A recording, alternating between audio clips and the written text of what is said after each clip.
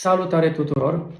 În acest videoclip vorbim despre un subiect mai sensibil, despre o metodă medicală neadecvată, nerecomandată, putem spune chiar neortodoxă. Este vorba despre injectarea antibioticului sub formă de unguent canamicină în penis, mai exact sub tegument.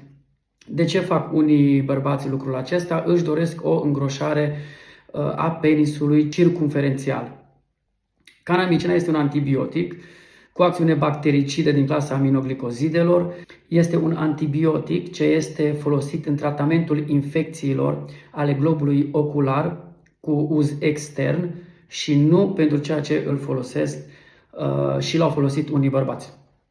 Din punctul meu de vedere, din punct de vedere medical, ca și urolog, nu recomand această metodă. Există alte metode medicale prin care, dacă se dorește lucrul acesta, se poate rezolva altfel.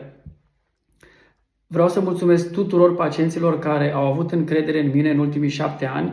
După injectarea acestui antibiotic sub tegument la nivelul penisului, ce se întâmplă după ce se face această injectare? Țesuturile își pierd proprietatea, de la simple infecții se poate ajunge la necrozarea tegumentului, plăgi suprainfectate, abscese și de acolo începe o adevărată aventură în sensul negativ. Dacă aveți probleme și dacă ați recurs la această metodă neortodoxă, vă rog să mă căutați ca să vedem ce putem face.